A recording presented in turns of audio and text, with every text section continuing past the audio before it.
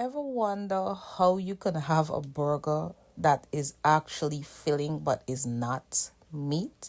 Hi guys, so come with me today. Let's make a vegan beef burger.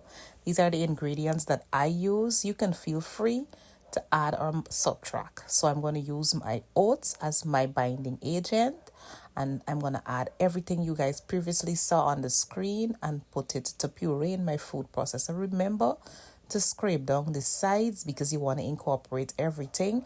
This is the consistency that you're going to look for, after which you're going to take it out. I'm using this biscuit, this unsalted biscuit, and unsweetened corn flakes for my crust because I want it to be crispy and nice. So make sure it's smooth, or if you like it chunky, it's basically up to you. So I'm going to form my patty, and this is my dusting setup.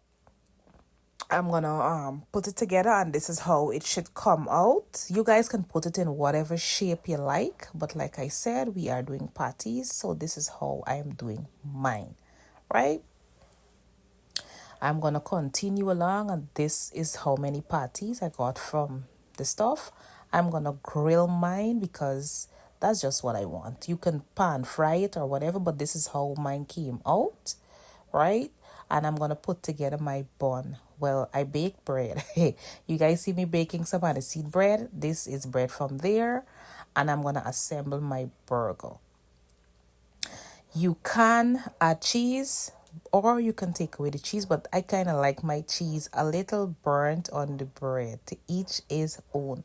I added some avocado crush or paste or whatever you want to call it, and I went on to assemble my burger.